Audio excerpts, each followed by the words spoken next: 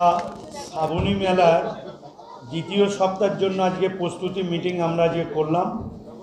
এই প্রস্তুতি মিটিংয়ে একদিকে যেরকম আমাদের রাজ্যের মাননীয় মুখ্যমন্ত্রী, যিনি যার নির্দেশে এই মেলাকে সর্বাঙ্গ সুন্দর করে তোলার আমরা চেষ্টা করছি, এবং রাজ্যের তরফ থেকে মুখ্যমন্ত্রী তিনি নোডাল অফিসার ঠিক করেছেন। আমাদের পঞ্চায়েত দপ্তরের সচিব ইউগানাথন সাহেব তিনি এই সভায় ছিলেন, এবং আমাদের ডিএম ম্যাম, এসপি সাহেব এবং কমিশনারের প্রতিনিধি এবং সব ডিপার্টমেন্টের প্রতিনিধিরা আমাদের এই শ্রাবণী মেলার দ্বিতীয় সপ্তাহের প্রস্তুতিটা আমরা শুরু করলাম। এবং আজকের মিটিংয়ে অনেকগুলো আমরা আগেই বলেছি, এবারে কিছু নতুন নতুন ব্যবস্থা থাকবে।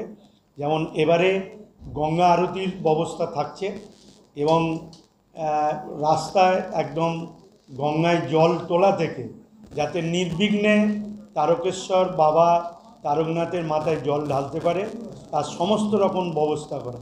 অ্যাম্বুলেন্স সংখ্যা আমরা আরও বাড়ানো হয়েছে 20টার মধ্যে, এবং প্রতিটি স্বেচ্ছাসেবী সংস্থাকে অ্যাম্বুলেন্স রাখতে বলা হয়েছে। এবং আমাদের সরকারের তরফ থেকে লোকেশান কোথায়, আপনি কোনখানে রয়েছেন, কত দূর গেলে কি পাবেন, এটা যেরকম ব্যবস্থা করা। এবং এই গঙ্গা আরতিটাকে একদম মন্দির তারকেশ্বর মন্দিরে পর্যন্ত বসে দেখা যাবে বিষয়। আর আরেকটি বিষয় যেটা এবারে যে আমরা বাসের আয়োজন করেছি, 50টা বাস পরিবহন দপ্তর থেকে, তারকেশ্বর থেকে, সেখান থেকে সার্ভে, ধর্মতলা, আমাদের সাঁতরাগাছি, বালিহল স্টেশন এবং বর্ধমান, যাতে দ্রুত মানুষ বাড়ি পৌঁছাতে পারে।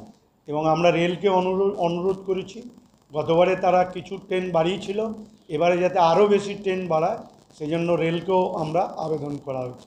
এবং আসার পথে আমরা 500 টয়লেট ব্যবস্থা করছি, এবং পানীয় জলের ব্যবস্থা থাকছে, ব্লিচিং, এবং মিশন নির্মল বাংলার আওতায় পুরো তারকেশ্বর রোডটা, বৈদ্যবাটি থেকে তারকেশ্বর রোড এবং বৈদ্যবাটি পৌরসভা, তারকেশ্বর পৌরসভা একদম সম্পূর্ণটাই পরিষ্কার পরিচ্ছন্নতার মধ্যে থাকবে।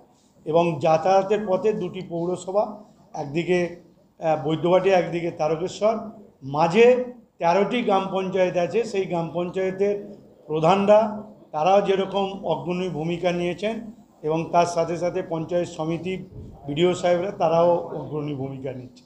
আমার স্থির বিশ্বাস অতীতে সমস্ত মেলাকে এই আমাদের যে প্রস্তুতি তাতে ছাপিয়ে যাবে।